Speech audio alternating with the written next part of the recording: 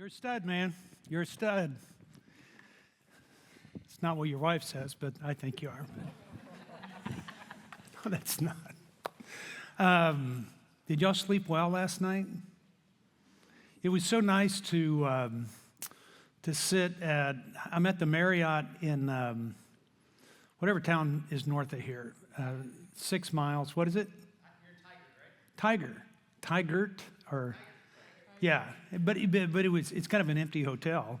I don't know why, but it was nice just to sit there. I don't eat before I speak, like I won't eat today, and because I end up burping or something, and so I don't. So I was able to sit there, Cinco de Mayo, have a margarita and some chicken wings, and it was so relaxing.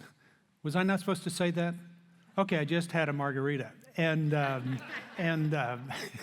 but just sat there, and I thought, it's just calm. It's easy. Whenever I get on a plane, I see people with little kids like this that, are getting on. They've got one kid here, and they've got, the holder here, and they're carrying the big bag, and, mom looks like she's just worn out and beat and tired and just going, and I'm watching them get on the plane, and I'm going, I do not miss those days at all. And so I was with, oddly, I was with a guy. I mentioned yesterday that I accepted Christ at the Beach Boys concert. I'm in Miami at a deal, and I get on the plane 2 weeks ago, and as I said, I don't buy first class tickets, but I fly that way just because I'm executive level and all this stuff. So they always bump me up and take care of me. And so I'm standing in line, and this guy about this high comes in, and he's got socks, up to his knees almost, and a pair of tennis shoes, and he just looks like an old geezer that has a baseball cap on, and I kind of, and he's just kind of walking up, and he just looks at me, and he goes, do you know what a dog sounds like in Finland? Our guy goes, he's drunk, or something, and he goes, woofa, woofa, woofa. That was the response I had. That was the exact same response. And he turns, and when he says that, and I recognize him, and he's one of the original Beach Boys, and so we get on the plane, and we're sitting together. And so we were just talking about different stages of life, because we were watching everybody get on the plane, and he would go, I don't want to be that one. No, I don't want to go back to that time. He's 81 years old, a guy named Bruce Johnson. Brian Wilson, if for any of y'all who know the Beach Boys, was kind of formed all the Beach Boys, and had his two brothers in it, and a cousin and a good friend, and Brian went nuts and went out. Is anybody here related to Brian Wilson? Okay, so anyway, he went out. Glenn Campbell came in and was a Beach Boy for 6 months, and then he left, and then Bruce got in, and so they've been touring for 60 years or so. And I just thought it was kind of funny. I thought it was just real funny that we get to this, that he was the guy, he was up on stage when I accepted Christ, and here I am now spending time with him 50 years later, 54 years later, on a plane flying somewhere. And we were just talking about the seasons of life.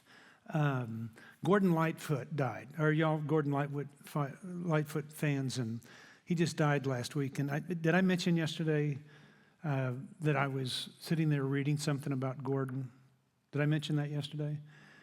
Jane and I, Gordon Lightfoot has been somebody that Jane and I have followed forever. I mean, he's a Canadian guy that's just an amazing artist, but Jane and I have always gotten into music, and we go to concerts everywhere and have been, all of our lives, ever since we were 9th grade. Jimi Hendrix, Led Zeppelin, Rolling Stones, all of that. And so we just kind of followed Gordon Lightfoot along with James Taylor and some of those other guys that are more folksy in the things that they do. I'm sitting there finding out, because I saw a picture of Gordon Lightfoot singing at O Canada, at their O Canada Day that they had. I think it's the Canadian same thing as maybe our July 4th, Independence Day or something. Any Canadians here? I hit it with a Russian yesterday, so that was good. I mean, I got you, and see, they got you out of there so that you didn't end up like all the rest of them, and so it was just kind of, now I've kind of lost my train of thought of what I was saying, and I haven't even started yet. What's that? You can help me. And so I'm sitting there. Thank you. I need those little encouragements at times. I was sitting there. We're going to be booking a flight. I saw a picture of him, and he looks awful. He looks horrible. He looks awful. I mean, you go, what happened to this man? Well, it's called the aging process. And I said, Jan, we've never seen him. We need to go see him. We need to go see him before he's gone. And so I was sitting there. We put Jan's mom in hospice yesterday, so that's where Jan is. And I'm sitting there at night trying to book and figure out how to get tickets to see Gordon Lightfoot in Southern California. And the text comes across that Gordon Lightfoot just died. And I was just going, oh. And it just reminds me of this thing of that we're all going to get there. We're all going to be there. And I go, how does he look this way and end up looking this way? How does a beach boy, that's on stage doing this end up here now reflecting on life? And I think where I go with all of this is that I would never go back. And he asked me, is there a time in life that you would go back to that you'd want to relive? And I said, absolutely not. There's not a one of them. And we get this idea sometimes that whatever we're doing right now is how it's going to be in the future.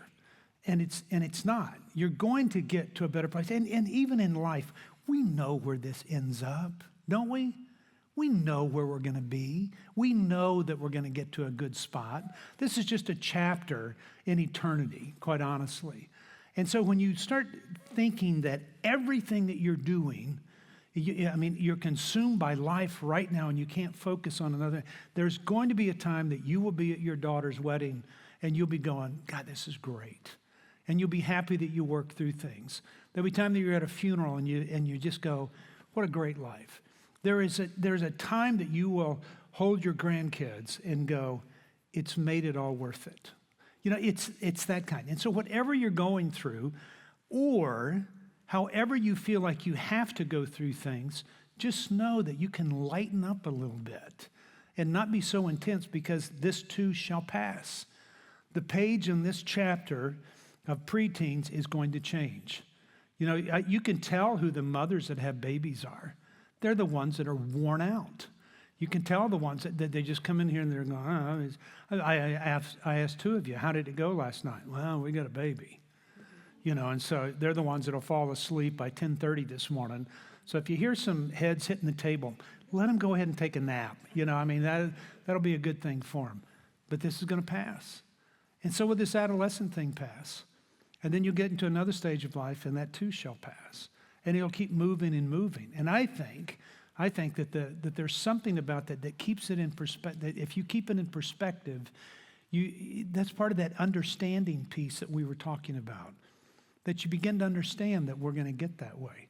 Now, I really believe that one day I will look like Gordon Lightfoot.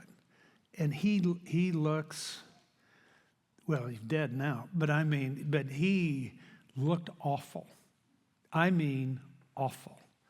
And so I'm just going, okay, if I know that's where I'm headed, then it changes the way that I'm going to live from here to then. Are you following me? This isn't just some old guy sitting up here telling you things that, because I don't have anything else to say, I've got plenty. I think the perspective that you take is so important that you begin to shift your own style of thinking from this right here, when you take 1 million pictures of your kids and you're so involved, that you shift it to this, that you are part of a training opportunity to engage your kids in really a lifelong opportunity to have relationships with them, It's all about perspective a little bit. And so if you've started to gain a different understanding of what's going on within the culture, I made a comment this morning. It'd be like, and because Mike was saying that he's dealt with stuff with kids saying, my boyfriend asked me to send pictures, or somebody asked me to send pictures of myself. It's been going on a while. It still amazes me somewhat. It'd be like me asking Jan when we were in the 9th grade on our little dial-up phone. Remember the little dial phones that you'd dial? And you get mad if there were big numbers. Jan's number was 918, 8819. Oh God, why don't you get a number that's easy to dial? And so we're dialing it, and I'm going, hey Jan, hey, why don't you send me a nude Polaroid of yourself in the U.S. mail? Think about that. Think about how weird that is. I mean, how totally weird that is. And you begin to understand that the pressures that these kids face in wanting relationships and needing relationships is so skewed and screwed, quite honestly. It's so messed up that we're the only last bastion that's going to be able to give the opportunity to give them a taste of what a real relationship is. So when you begin to think that way, when you gain the understanding what's really happening, that the phone is not a distraction, it's an attempt to connect and fulfill what they've been created for. Because I know a lot of you, and we'll talk about that today, kind of managing this thing.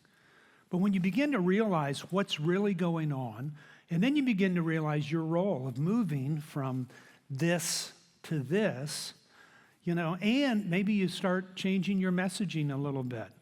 Somebody came up this morning and told me that their daughter wrote and said, "Where is my whatever?" And she goes, "I don't know. You need to find it yourself." And she said, "Well, you're not being a very good mom." It started.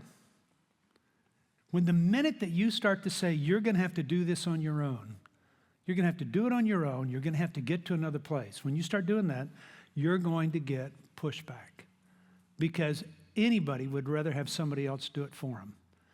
And that's where Scripture doesn't say teach up a child in the way they should go. It says what? Train up a child.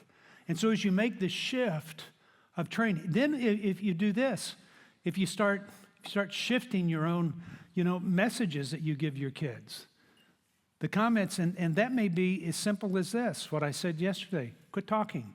Did anybody do that last night? Go home, quit talking? Okay, y'all are great followers. That's really neat. I'm glad this thing is impacting you like nobody's business.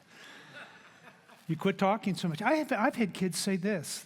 I've had kids say this to me when they come and interview. Whenever they interview to come at Heartlight and they're in a room, there was a son and a dad that was in there, and I just kind of come in and say, if I'm in town, I go, hey, I just want you to know I'm the maintenance guy here, and I want to meet you and just want to shake hands with you, and I'm sorry that you have to be here, and I'm sorry that it's gotten to this, but we're going to try to get you home as fast as we can. And in their discussion, they were talking about how much pot this guy is smoking. And I know nobody in Oregon smokes pot. My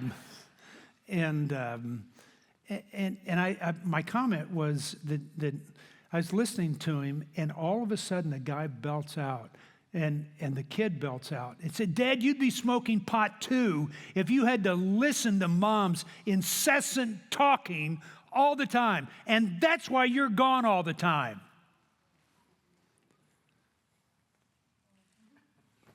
All it takes is maybe just one thing. You just change one thing. That may be all it takes. We get this idea that we have to change everything, and I go, you know what? You can only change one thing. You can only change one person, and that's you. And so it's saying that maybe my messaging changes. Maybe I stop talking as much. Maybe I quit giving answers. Dads, maybe I quit trying to fix everything. I got back last night and my shower was fixed. And hooray. And so I just told them to charge it to the church. But I mean, it's the little things that you change. Are y'all familiar with directional drilling, oil drilling or anything? I grew up in an oil family, and my dad was on an oil blasting crew in West Texas, where I lived in Midland, Texas for 10 days where I was born. I lived in another place for 10 days. So we probably lived in 50 different cities throughout West Texas. And then we moved to southern Louisiana, where it was all about oil platforms and drilling and everything else. So we moved to Tulsa, where Tulsa was the oil capital at the time. So my dad's always been in the oil business, working for Amoco Production, and which later became British Petroleum. But they do this crazy thing, and it amazes me, that they drill down when they're looking for it. They already know where the oil is, and so they're drilling down to it. And they're probably not pulling it up. They don't pull it up until they know that the price is enough that they can pay for what they're doing. But they go down like 2 or 3 miles. And it always amazed me. And then what they can do is they turn that bit, and that bit, they can go another 2 or 3 miles that way, and they could put that bit, and that bit's about this big. I mean, it's a set of grinding circular. It's a circular bit. I don't know how to say it.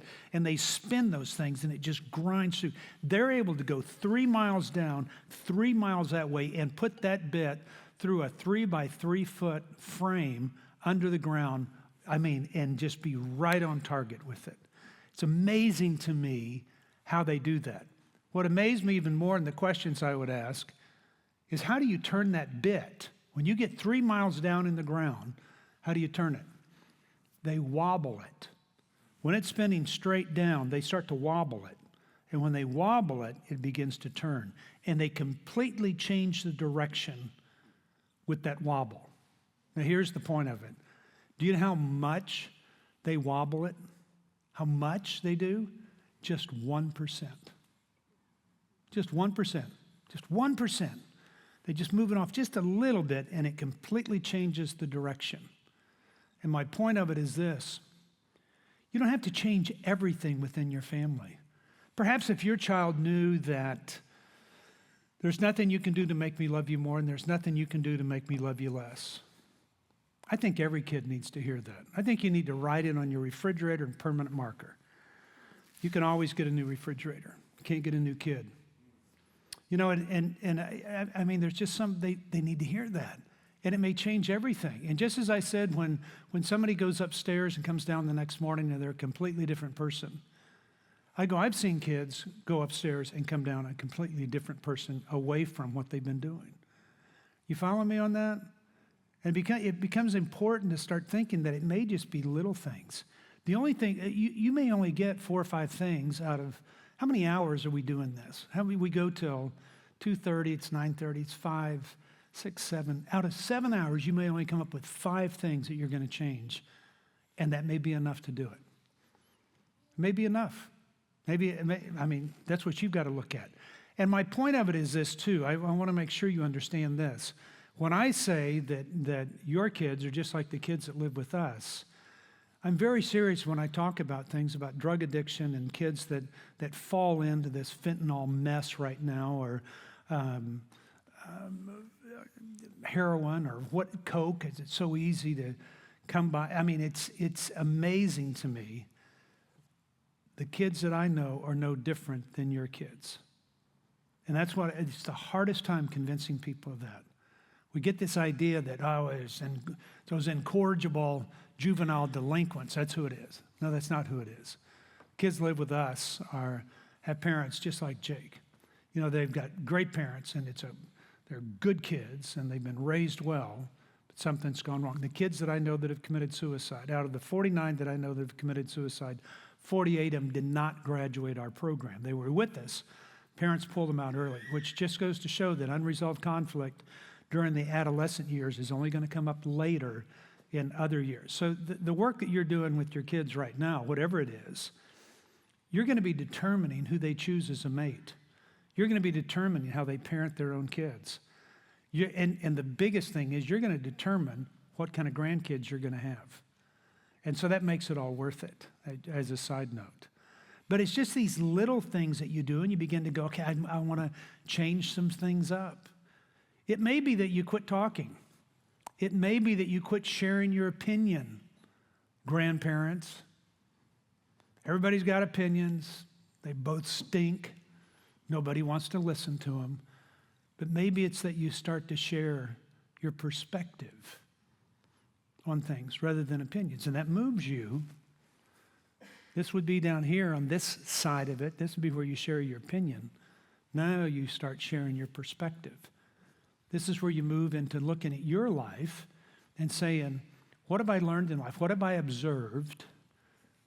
What have I reflected on and thought about? And what have I experienced? And how has that impacted me? And how do I communicate that to my kids?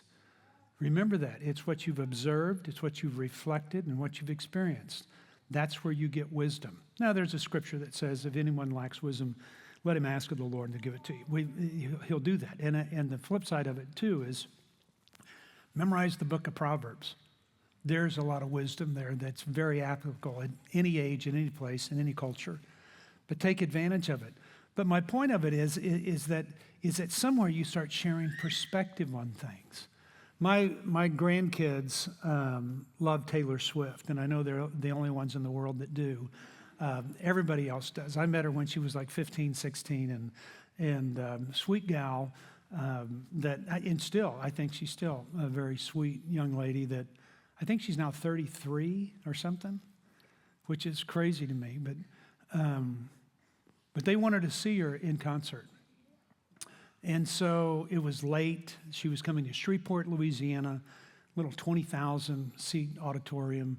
And so I told my daughter, I said, why don't you go buy the tickets? I'll pay for them. And we could take them. And Macy at the time, the 17-year-old now, I think she was like 6 or 7, something like that. I know the opening act was Kelly Pickler, whose husband just committed suicide a few months ago. And so my daughter was charged with buying the tickets, and she bought the tickets. And I'm at the stage of life that I want to sit up front. I don't want to be on the very front, but I want to sit up front. I think the sound's different. I've earned it. I have earned sitting up front.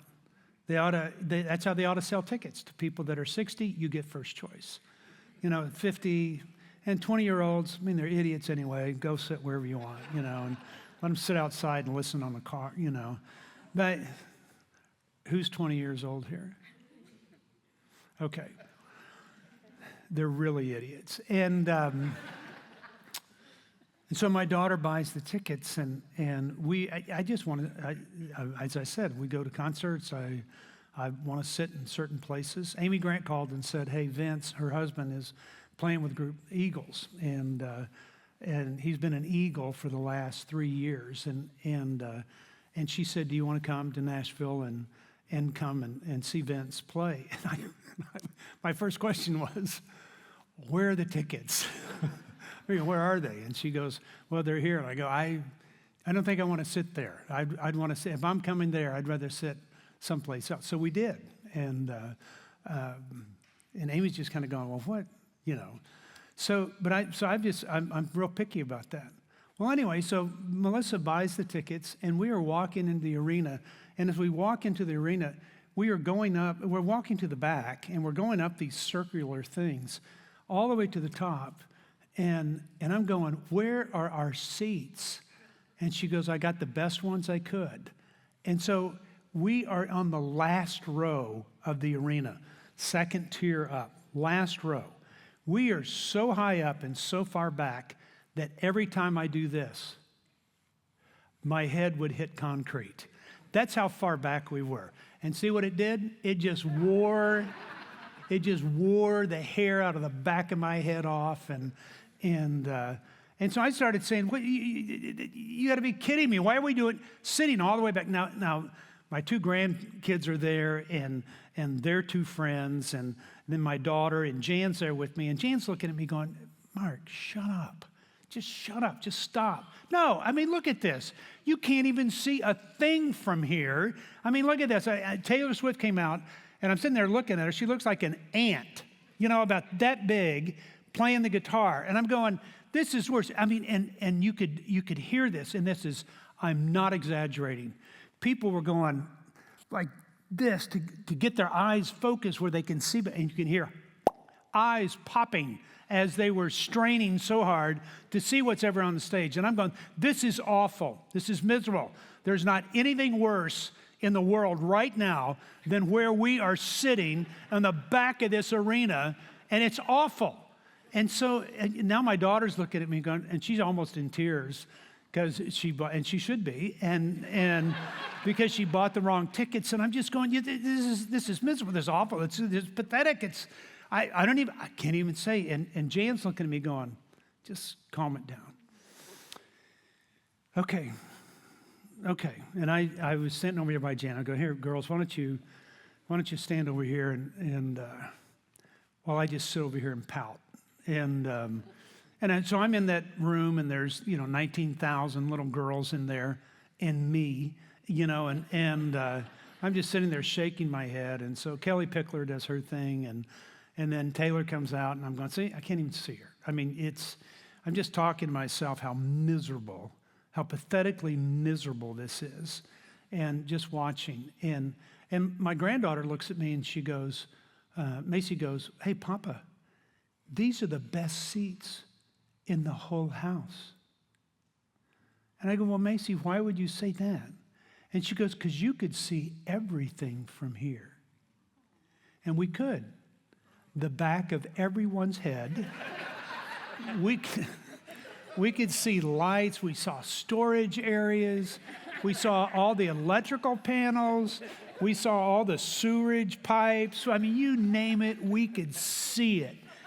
Every bit of it. And I go, well, you're right, Macy. That's so cool. And so I just sat there and just kind of stewed. And after about 45 minutes into the concert, Taylor's not on stage.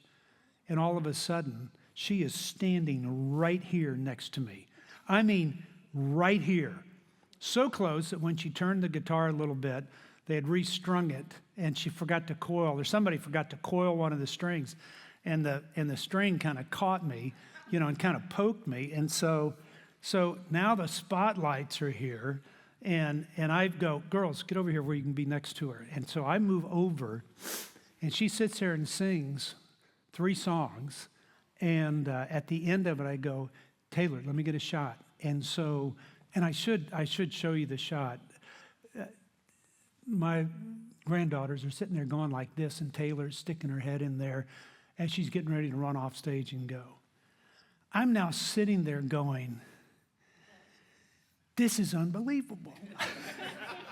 This is great. This is fantastic. And Macy turns and looks at me, and she says, see, Papa, I told you these were the best seats in the house. That is perspective. When you start sharing what you've learned about life and culture and what's different, you now give perspective rather than your opinion. When you look at all the stuff going on, you guys have a lot of stuff to talk about on the West Coast. Who cares? Look at it from the perspective of all of life. But it moves you to say, I'm going to quit sharing information, and I'm going to start sharing. I'm really going to start sharing wisdom. And there's a big change in that because you're moving from teaching to training.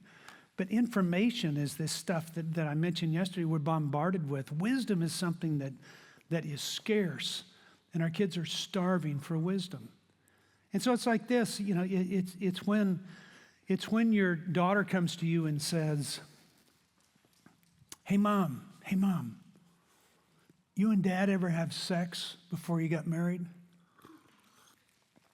I either need to look at everybody when I say that, because if I look at anyone in particular, usually it's a mother going, did you tell him? Did you tell him? So I got to make sure I look at everybody. But it's the question you're waiting for. And it's the question you've been practicing for. Because your child is asking for wisdom. And what do most people do? well, Scripture says that you're not supposed to have sex before marriage, and I want you to wear a purity ring and wear a purity necklace and make sure that doesn't happen, because if you do, all your babies will be born naked. And, we go through all this stuff, and what we're doing is we're giving them a bunch of information rather than saying and maybe moving to imperfection. We did. And this is what I learned from it. What you've observed, what you've reflected on, and what you've experienced. And what I've learned, sweetheart, is that sex before marriage has an amazing way of confusing the relationship. And if this is the guy you want to marry, and who knows, maybe. I married the girl that I started dating when I was 14. If you want to confuse it, this is a way to do it. So that my encouragement would be, out of experience, to not, out of just listening to what's wise, maybe not moving in that direction. But I would ask you to just consider the choices that you make. See how that's a different answer than just sharing more information? Dads, when your son comes to you and say, hey, Dad, did you smoke pot when you were in high school?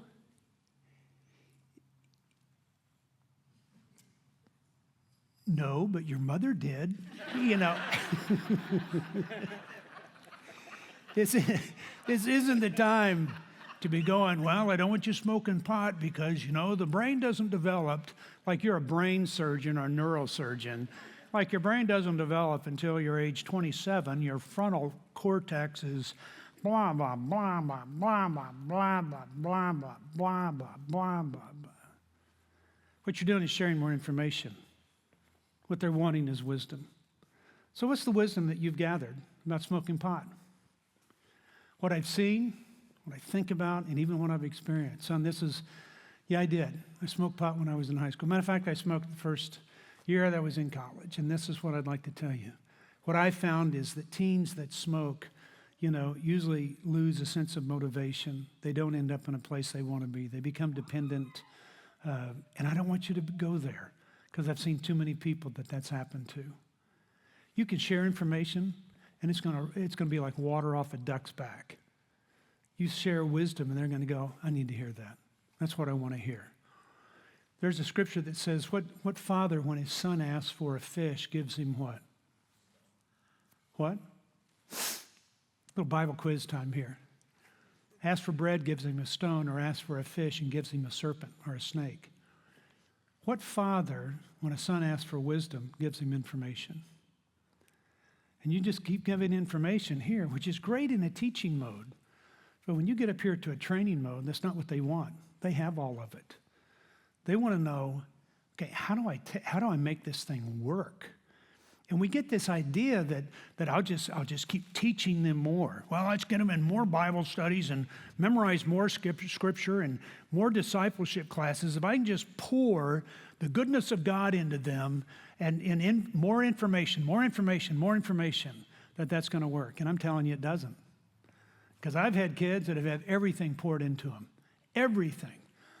And what they need is a living example of the Word becoming flesh and dwelling among them to show them this is how it's done in the way they want you.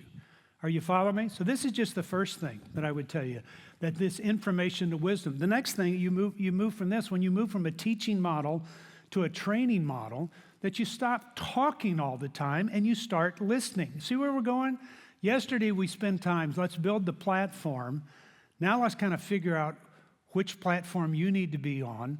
And then what we're talking about a little bit more this morning and this afternoon is the practical application. How do you do that? That's kind of the process we're taking. But I move here where I'm going to be listening. Text your kid right now. If you're sitting there, I'm going to give you a number of opportunities to text them. They're going to think you are absolutely nuts. Do you think I'm a talker or a listener? Go ahead and ask them. You can if you want. Do you think I'm a talker or a listener? Be interesting to see what they say. And if they're going, well, you talk all the time, and you got a 10-year-old, well, that's okay. Well, you talk all the time, you got a 15-year-old, that's not okay. Because it may be your son that's smoking pot to get your mouth out of their mind.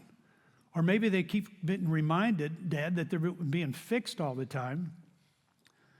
And they just want to get away from the fact that they know that they're broken. And the reason they know that is because everybody's telling them that. In this comparative world that everybody's saying, you're a mess, you're rejected, you're an idiot, we don't care for you, nobody likes you. That's why they're so desperate to do the stupid stuff they do to have relationships. And it means here that I move to this point, and I tell you this is probably the number one piece that I would say, if you can't listen, then you're going to lose your child. They will find somebody who will. That's why they go with this boyfriend. My daughter started dating this guy named Sean when she was a junior in high school. We called him Sean the moron, and because he was, and so I had this talk with her, you know, at a restaurant. We go to a restaurant. I'm talking with her, going, "You can't. If he's involved in your life, I'm not paying for you to go to Baylor University." And I'm cutting down. Well, she fell apart, was nuts, everything else, and her comment was, "He listens to me." And I said, "I don't care what he does, if he's involved." And she said, "But you don't." Oh. And I'm sitting there going, am I the cause of her wanting to be with this moron? And I probably was. That's where I go. They're going to find somebody to listen to them. And they'll find anybody. And they'll do anything to get somebody to listen to them. When I say that the kids that have lived with us, the kids that have lived with us are no different than your kids, I mean that from a standpoint, not one of these families that I know of that have lost their kids to suicide knew that it was coming. And usually what it does, it takes one person in a church to take their life to wake everybody else up, to go, this could happen to you guys. I tell a group of kids, I meet with a group of kids every Wednesday noon for lunch, and it's kids that are finishing the program, and I tell them all the time, you need to know this, out of the 12 of you in this room, one of you will not be alive in 5 years. It's just the numbers. They won't be. You look at the numbers of kids, because we're with at-risk kids, one of them's going to be gone. So which one of you is it going to be? And one girl goes, I think it's going to be me. Wow, sweetheart, let's talk about that. But my point of it is, if you're not listening to your kids, and you're more intent of sharing information, because this is what I'm supposed to do as a godly father and a godly man. I'm supposed to be making sure I have devotions. You know, the greatest devotion that you can give your child may be that you spend a half hour sitting down having coffee or eating ice cream, or what does everybody else do in Oregon? Or smoke pot with them, or, you know, or that's what we hear in Texas. Those Oregon people, you know. So what is it? The biggest point of devotion may be that you spend time with your child listening to them. And it's like this. I said it yesterday. Wow. You listen to me and I'll tell you some listening stuff. But I sit there and just go, wow, geez. Are you serious? Wow, man. Wow. Man, I'm so sorry. They get up and leave and they go, that's the best counseling session I've ever had. I'm not a counselor, but I listen. Here's what I do if you listen to our podcast or radio where I interview kids. I always start out and say, and this would be a technique that I use that you can put into place. I always ask them a question, what got your heart? Well, I was doing stupid stuff. What kind of stupid stuff were you doing? Well, I was sending nudes, drinking, having sex. And really, why were you sending nudes, drinking, having sex? I just want somebody to pay attention to me. Why do you need somebody to pay attention to? Well, nobody ever pays attention to me. Why didn't anybody pay attention to you? Well, they just don't care about me. Why don't people care about me? Well, I'm kind of obnoxious. Why are you so obnoxious? Well, I've just kind of always been that way. Why have you always been that way? It's the only way I get people to like me. Why do you need people to like me, to like you? Well, nobody does. Why do you think that is? I'm just kind of crazy. Why are you crazy? Well, it started in the 4th grade. What happened in the 4th grade? Well, I went to church camp. What happened at church camp? No, something happened. Instead of correcting them, instead of telling them where they're wrong or how they need to do it better, what I'm trying to do is to go a little bit deeper. And what you see, I call it reflective listening. I'm going to reflect back to them the very thing, the very answer that they gave me. And it assures them that I heard what you said. And so I'm just going to go. And this is what I found. I just found it, I just happened to be wandering through this field of discussion and found this nugget that it goes deeper and deeper and deeper. Okay, I have kind of a rule with kids. They know when they meet with me, I don't want to hear your story twice. I don't want to go back to that story. Okay, your brother went through cancer treatment for 4 years and he didn't make it. It was hard and it was tough and blah, blah. I don't want to hear that again. Tell me how that impacted you and where it went. Well, but my brother, we're not here to talk about your brother. I'm asking you the question, and you can't tell me what you've already told me before. And the whole intent is to go deeper. Now, that may be a week different. And so now I go back to the same person, to the same young lady or the same young man and say, hey, last week you made a comment about what happened at church camp. What happened? Well, I was sexually abused. Really? How are you sexually abused? And see what the point of it is? I get to go deeper and deeper and deeper. Remember when we made the comment yesterday that behavior is the visible expression of the invisible issues? This is my way to get to the invisible issue that nobody wants to talk about. You follow me on that? Everybody, I want to go down because I want to get deep. I don't have to do it all at once. And the minute I tell them, okay, here's how I'm going to fix it, it's going to stop the conversation. I want them to know I'm a safe place to talk. We're going to go deeper. And so I put my toe in the water, and now I'm going a little bit further, and now I'm going a little bit further. Because it's saying, I want to swim with you in this water. Everybody got that? It becomes important. You can do all the stuff that we do and not listen to your kids, and none of it's going to work. None of it's going to work. Because people on our staff have big ears. Just big ears. I think that's why men's ears continue to grow when they get old. Have you seen people that, some people got these, look at Gordon Lightfoot. Man, he's got like Mickey Mouse ears. There's these huge things because men don't ever listen. And it's just God's way of paying them back to go, see, you didn't listen. So I'm going to put little funnels on your face to make sure that everybody knows it. But they're big. I think that's why he grew out his hair, to cover up those ears that are just getting bigger and bigger and bigger, to remind him, you need to listen. You need to listen. Quit talking all the time and listen. Because grandparents kind of get this idea, well, my kids aren't doing a good enough job, so I got to fill it in. Or I'm going to be gone soon, so I want to make sure I leave a great legacy. So you pour everything into them, and what you're doing is not pouring into them, you're pushing them away. Because you get this idea, I got to give them more. I got to give more information, more information. They are bombarded with information. They don't need any more information. If you pick up your kids, welcome, welcome. Good to have you back. Go to the loo. What happened to that guy? Get stuck in a loo? Is that what happened?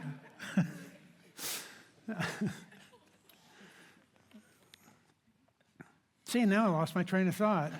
I get going and I lose it. It was something good. Big ears. I'll come back to it. Talking to listening. You get it? Next thing is giving answers. Here, to now what I'm doing is asking questions. And I ask questions for what? I ask questions to make sure that they are reflecting or having reflections on the things that I'm asking. If you could be one person in this world, who would you be? I really don't care. I just want them to think about it. If you can change one thing about yourself, what would it be? If you can change one thing about me, what would it be? But there's the other thing. I'm also giving them an example of what it is to ask questions rather than being a know-it-all. Nobody likes a know-it-all. Some of you moms or dads that think you know everything, why don't you start out not knowing everything and start putting in your vocabulary, yeah, I didn't know that.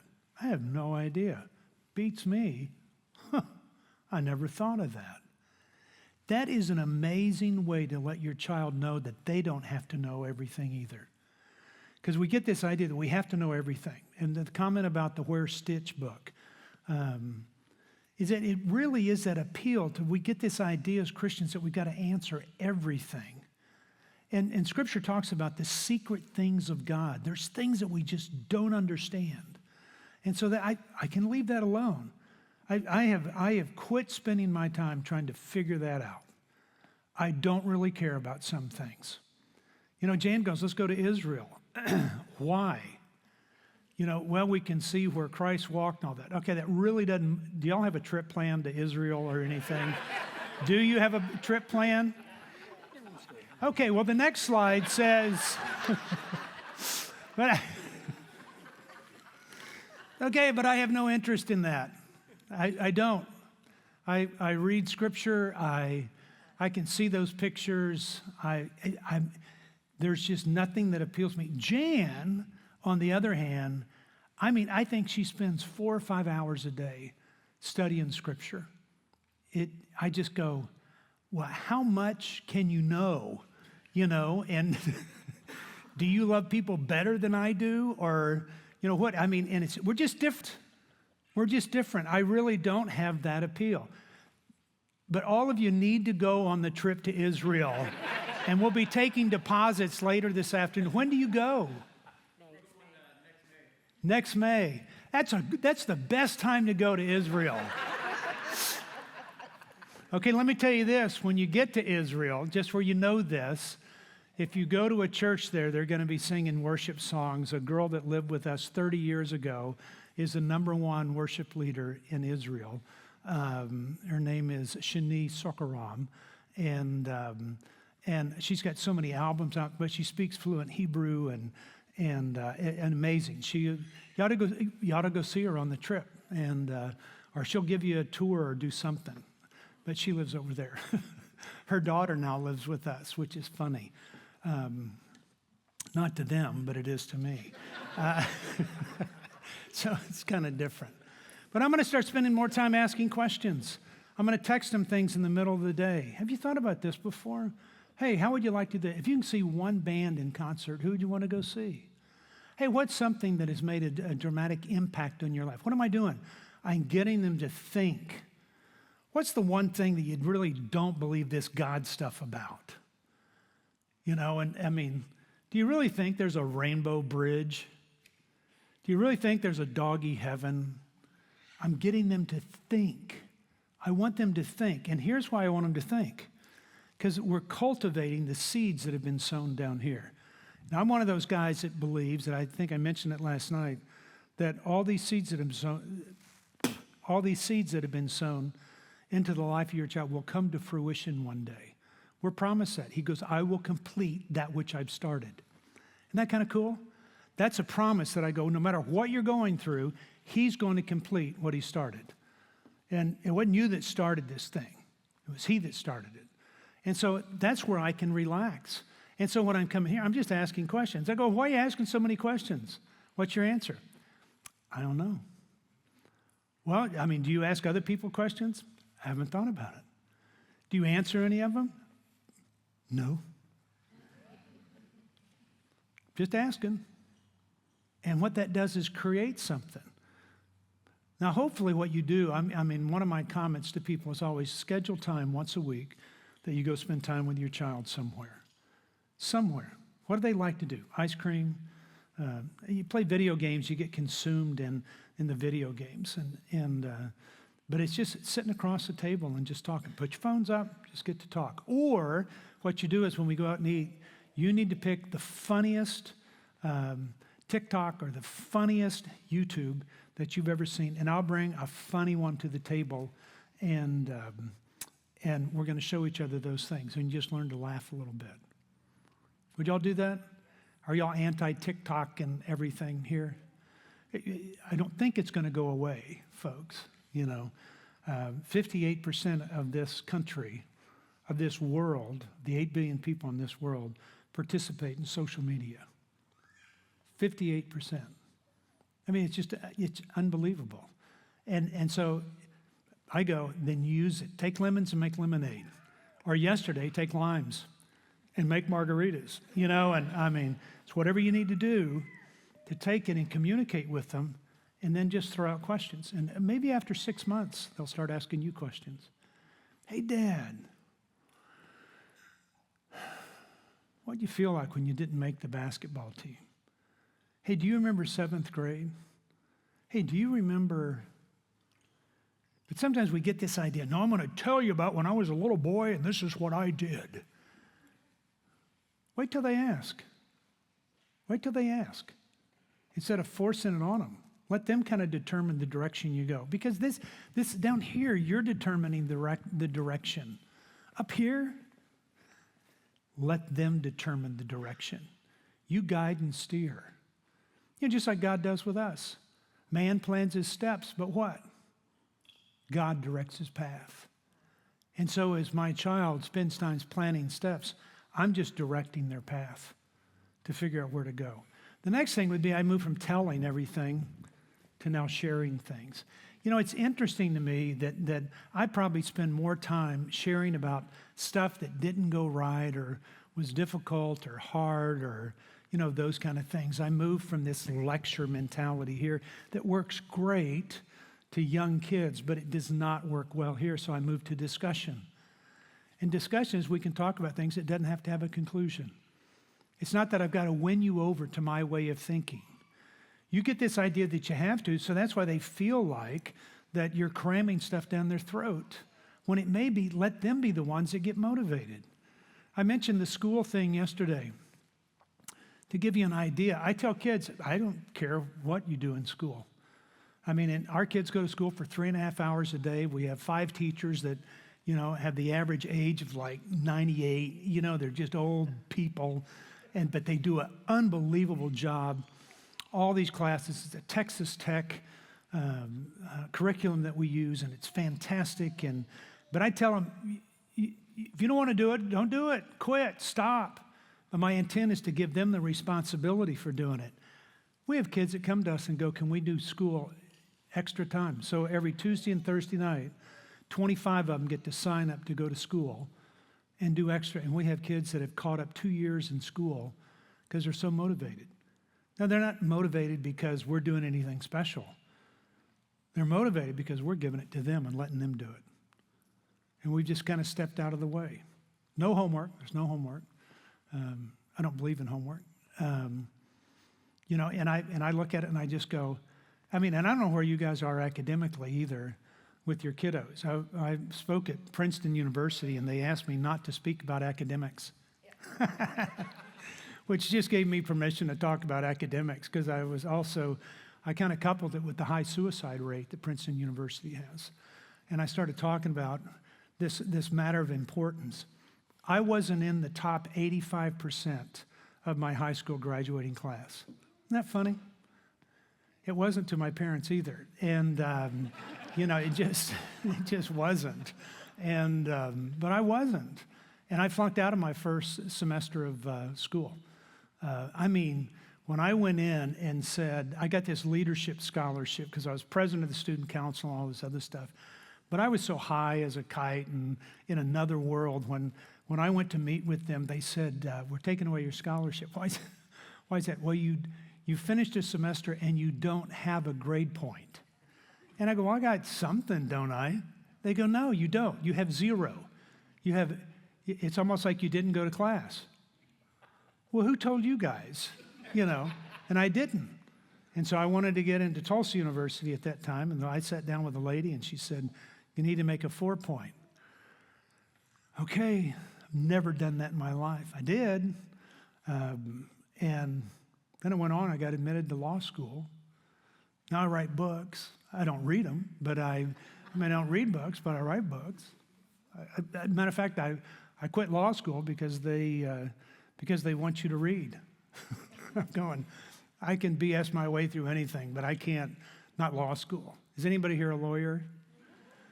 They don't allow them in church. And so, not really. But my point of it is really it's moving to discussion. It's having more discussion with them than it is lecture. Discussion gives the opportunity of a back and forth instead of interrupting all the time. One of the worst things, I think we just did a podcast, we talked about interrupting and how interrupting has an amazing way of shutting down people. That you listen sometimes with the intent to respond rather than listening to understand. You know, where I get lost sometimes in my thoughts is I'm thinking about the next thing I'm going to say, and I forget about what I'm saying. And so parents do the same thing. I'm thinking so much about how I'm going to respond that I'm really not really thinking through what my child says. So you're really not listening. Now you put the focus on you like it matters that you have to say these things. You know, the idea last night, we were talking about this for just a moment, that I gave them a logical answer. Your kids don't work on logic all the time. They work on an emotional level. And emotions aren't right or wrong, they just are. If you're having it just is. It's like anger. Anger is an emotional response to not getting what you want. So if your child is angry, what do? Go back and look not at the visible expression of that, look at the invisible. What is it that they're wanting that they're not getting? Now let's talk about that. So instead of talking about, well, you're not going to get angry with me, we're going to have respect in this house, and by golly damn, you do it again, I'm going to punch you in the face, which is so respectful. Hear what I'm saying?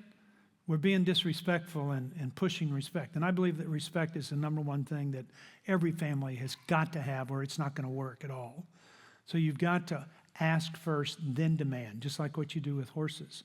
But it comes to a point where I am thinking through, how am I going to have a discussion with my child? I'm teaching my child how to converse with somebody else rather than thinking that they know everything. Perhaps they're following your example, where you've told them that you act like you know everything, and they just are acting like they know everything. No wonder you're having problems. So you've got two people who know everything. My daughter was telling my granddaughter, Macy, again, how to do her homework. And Macy stands up, and I was sitting over petting the dogs, and Macy stands up, and she's a junior in high school now, so this was last year. She stands up and she goes, and my daughter's name is Melissa. It's Melissa Nelson. Macy stands up and goes, "Hi, I'm Melissa Nelson, and I know everything," and stormed off into her room. And I went, touche, you know. She gets to say things that I don't get to say. And it's great to know everything here. It's not great to know everything here. And I guarantee you, the older you get, the more you realize you don't know. And so what you're doing is setting an example for your child. You don't have to know everything. You don't have to have it all together. You don't have to be all put together. Matter of fact, you can be imperfect, and we'll talk about that here in just a minute.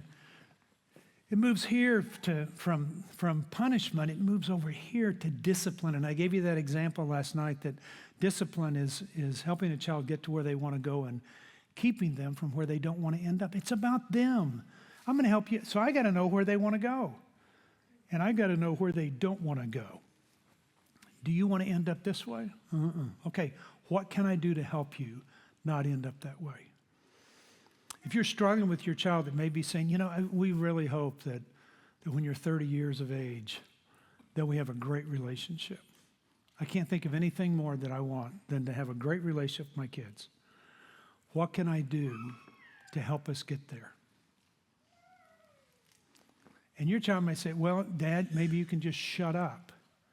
Mom, maybe you can just quit talking and telling me all the places I'm wrong. I feel more shame from you. Mom, you're more concerned about the condition of my room than you are the condition of my heart. I've heard that so many times. Well, maybe if you let somebody else be in control, this is where you're in control. This is where you start giving up control. This is where it's all about words. And you go, these are the words that I'm saying. I'm pouring words into you. But there's a scripture, 1 John 3:8, that says this. It says, let us not just love in what? in words, but in deeds and actions. So you get the idea sometimes that I don't have the right words to say. It doesn't matter anymore when you get to the teen years. It's all about your actions. And we all know that. It's not what you say, it's what you... Haven't you heard that before? That actions speak louder than... But we keep going back to, I'm going to keep talking. Moms do this. I'm going to tell you what I'm going to tell you, then I'm going to tell you, then I'm going to tell you what I told you. And if you don't get it, I'll repeat it all over again. And I go, you're killing your kids. You are a living example of Christ. You're a living example. The word Christian was a ridicule. You little Christ is what they called him. You little Christ. And it was a ridiculing comment that was being made. But you are. It's almost you're the Word of God personified in their life. Remember the scripture that I read yesterday that remember how we were blameless among you. That's the example that you set, that I was well pleased to not only share the gospel, but what? My life as well. Why? So that you may walk in a manner that's worthy of God, who has called you into his glory. The point of it is here, when I move up to here, I want them to see me. I want them to see how I respond to people, how I act with anybody that walks in this room to get a cup of coffee, how I react to them, how I drive my car, how I treat our neighbor, all of those things. They are watching everything. And your example will speak louder than any words you'll ever be able to speak. So part of me goes, shh, even a fool appears wise when they keep their mouths shut. And then when they ask questions, what am I supposed to do? Never thought about that. Because if you give them the answer, they're not going to think about it either. Now, if I know I continue to have discussion with them, hey, Grandma, I was thinking, hey, Mom, you said this the other day. I've been thinking about that. I don't know that I agree with that. Really? Instead of correcting them, well, you better, because it's just going, I'm allowing them to process things. It goes from you doing everything for them to this, letting them do it. It's telling them, well, you figure it out. Yeah, but you're not being a good mom. I know, I'm not. And I'm not really a good mom. Just say it. Rather than giving this image that you're the greatest mom in the world. You're not. And you do everything down here, and you get this idea, I'm doing all the right things, so I'm really good. Well, I'm going to keep doing everything here. And I go, no, just stop. Just stop. Let them do it. If you're doing all their homework for them, stop. If they're 17 years old and you have to wake them up, mommy has to wake them up every morning, or daddy does to get them out of bed, you are setting your child up for failure, whatever they're doing next year. Because they won't be able to get out of bed. And what am I doing? I'm training them for the world that they're going to go into. So I'm going to change that way. It's going to move from, and we talked about this yesterday, from my responsibility. Now it's your responsibility. You got to figure it out. This is up to you. And I'm here to help you get to where you want to go and to keep you from where you don't want to go. And I'll fight you for it. I'll walk behind you to encourage you, but I'll step in front of you if I need to. And that's that where Scripture talks about that God is like a mighty warrior, but he's also like a tender mother caring for a child. I am both and. Both and. Kids look at me and say, I hope they say this, and I think they do, how Mark loves us. And that's what I want them to know more than anything else. I love them dearly. I'm going to treat them like they're my own kids. But make no mistake, I tolerate nothing. I tolerate nothing. That may be the Texan coming out in me, or anger from the way that I was raised or something, but I don't tolerate anything. But that's not how I want to be known. I want to be known how I love these kids that are with us. Even when they're telling me to F myself and stick it where the sun doesn't shine and, stick other things where it doesn't shine and put your head in places that you never want to be. And, I'm just going, I'm going to love them anyway. It's not going to be this authority thing that comes to them. We'll talk about authority later. This is where I'm allow the immaturity. It's going to happen. This is where I'm wanting maturity. And the only way that's going to happen is by giving them the responsibility to do things. Future Farmers of America has always said this: if you want to keep a kid out of trouble, give them an animal. And they're right. If you don't have a dog, get one. If you don't have a cat, don't. And are there any cat people here? Okay, you don't get to eat lunch. And people come up to me all the time and they say, do you think dogs are in heaven? And I go, I don't know. But the way to tell when you get there, just whistle and see if they come. And then people say, well, do you think cats are in heaven? They're absolutely not. And they're just not. I didn't write a book about cats. Move from your decisions to their decisions. And I think I mentioned that last night about Tishomingo and why you want your kids to make decisions. You want to teach them how to make decisions. And hopefully they make good decisions because they see you making good decisions. And when you have a failure or anything else, you start to share with them, I blew it. You want to move them from this dependence on you now to this independent thing where they can stand on their own 2 feet and be healthy. You want to move them from their understanding of you to now your understanding of them. You want to move from your control here, where I control everything about you, where I want you to take control of your life. I want you to do that. Now, what that may mean, and some of you may get confused in this a little bit, but at age 13, it's like this. I'll use this example. I'm weaning control, but I'm going to say to them here that you're going to be in church every time the doors are open. If there's whatever there is, you're going to be there. I mean, Monday night discipleship, Tuesday night Bible study, Wednesday night small group, Thursday night worship practice, Friday night missions. You're going to be there. You're going to be in everything. And then you're going to spend all day Saturday cleansing yourself, preparing for the Sabbath on Sunday, and you will be there at everything, and you will sit up and listen, and you better raise your hands and pray and blah, blah, blah. You're 14. Okay, you only have to go to 3 things, and this, you choose. 15. You only have to go to a couple of things. Pick them well. And if you want to go to Young Life, or you want to go to His Life, or K Life, or Whose Life, or whatever life it is, no life. Somebody ought to start a no life ministry to the losers. Just saying, this is a no life ministry. Losers welcome. And if you don't have a life, come here, because neither do we. And you try to find it. 16, you can. I want you to go to church. Pick wherever you want to go. It's up to you. I want you to go where you feel happy. What am I doing? I'm giving them the opportunity to make decisions.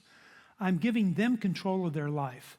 If you keep having control and your kids start to rebel against you, they're going to hate the very things that you love the most. And if you love Jesus the most, that's the first thing they're going to hate. So I'm going to give it to them and go, you have control over that. Age 17, you can go to church if you want, but if you don't want to, then that's okay. Well, as for me and my house, we will serve the Lord, so you get your butt in that car and let's go. See what you're doing? You're pushing them, you're not letting them make a decision. 18, you can do whatever you want, but will you join us for lunch? Because we're eating at, what's a great restaurant around here?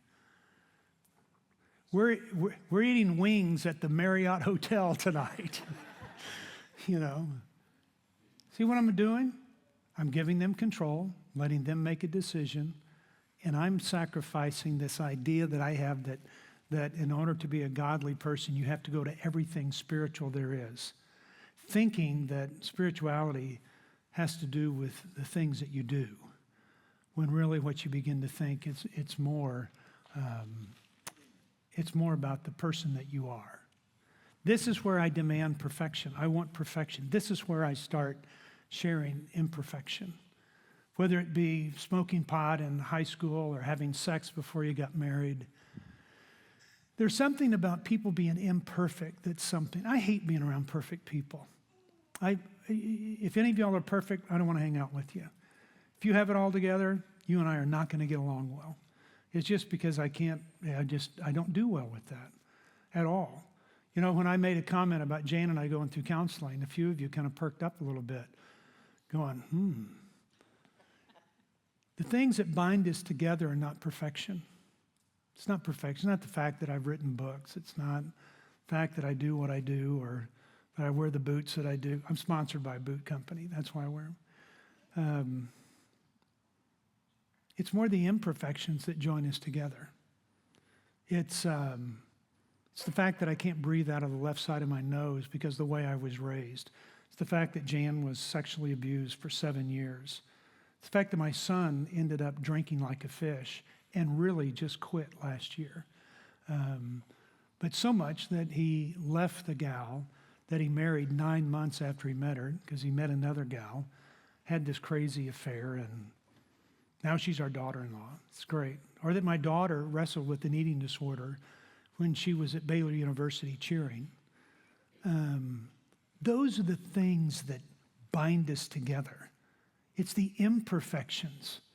And when we want perfection here because it's a teaching model, and who wants to put an imperfect example before any kids? I want them to think that I'm perfect, but somewhere I've got to start breaking that down because it gives them permission to be imperfect as well. Are you following me on that? And we get this idea, even in church. You know why the church sometimes is so together is because people come together in relationships and share their difficulties and hardships. Your kids don't do that because they're being compared against everybody on the internet. I mean, they know if they share something, it's gonna be like wildfire. So they don't. They're always projecting. It's like cherry picking. They cherry pick the wonderful things in life, and they say that. Then it's like that man. I read the article again this morning. The 40-year-old guy that has 550,000 followers, and he does things. And the last post that he did on TikTok, he's a TikTok influencer. A great guy, and all that takes his life, and it's because he's projecting everything that's perfect, and people laugh at it, and it's funny. But the hardship of realizing, man, I am struggling. And that's what I want. You know, I'm convinced the kids that come live with us that are struggling, they're closer to deeper relationships than those people who don't struggle. And I would tell you, if you're struggling with something, you're in a great place because it's out of struggle that you think of something different. You hope for something different. You identify and go, I want something different. Remember what I said? That out of any sense of difficulty and hardship, that there's going to be change. And with change, it means there's loss in life, that I'm losing something. And then there's pain that follows. But the beauty of it is it brings you to a different place. Have y'all put that together in life yet? That it's out of the messes where Scripture talks about that God will turn your mourning into dancing, your sadness into joy, that he will turn your ashes into beauty. That's a whole other story, I'll tell you. When I get home, I am cooking for these girls tomorrow night, but I'm also spreading my dad's ashes in a flower bed that we've got. And because that's where my mom is. I put her back there. And they haven't been together in a long time. And so I have a feeling it may kill off all the flowers, but what the heck? We'll give it a shot and see what happens. But so I get to spread ashes out, and which will just be a different. And then the amazing thing is these things will bloom. And we did that with my mom. I always tell people that all these things that she collected in life at the end of life. I didn't want to bring them home, but I did because they were special to her.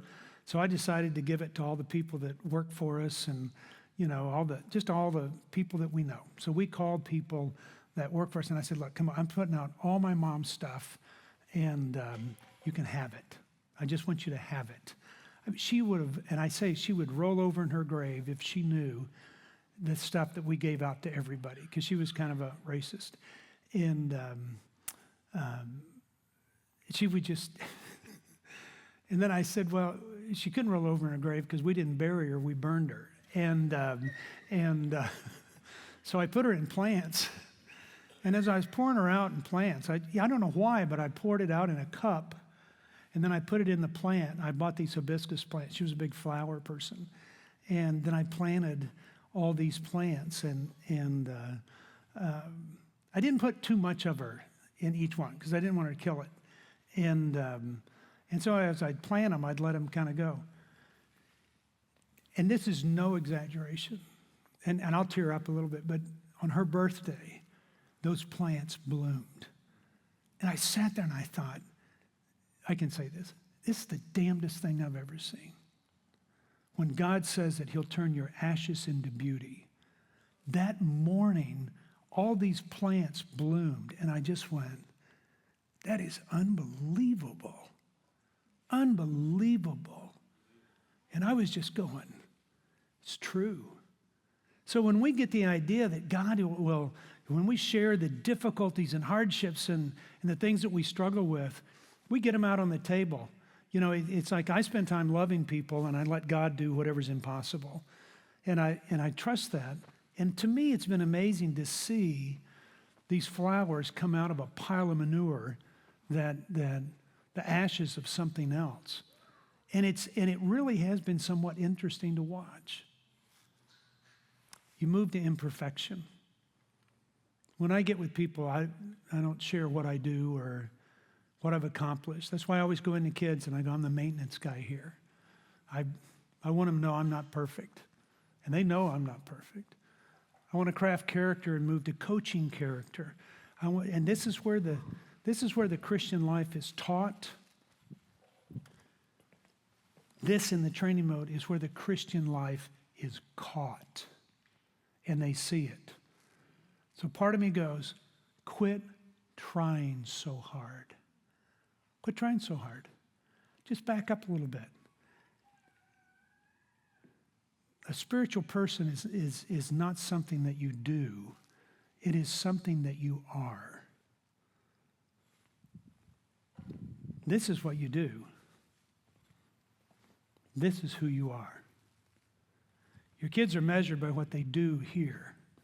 Now you're measuring them by who they are and who they're becoming. And there's no greater example than you. We're going to take a break for 10 minutes, let you guys refresh. Let me tell you a couple of things. Be sure to ask these questions. And you can see where we're going a little bit deeper each time to kind of move to more of the practical aspects. Because some people are going, yeah, but my kid's on a phone all the time. What do I do to get them off of the thing? Or should I be doing this? Or should I be, what do you think about 360? What do you think about tracking them all over the place? What do you think about the use of duct tape as a discipline tool? Stuff like that. And so which I love. And I don't. So be sure to ask those questions. The second part of it is this. There's some books that are selling out, and if they do sell out, you can go ahead and pay for them, and Uma's going to take a list of folks, and we'll send them to you on Monday morning. I'll write in, tell them just to get them to you, and they'll be in the mail by Monday afternoon to you if you want to do it that way.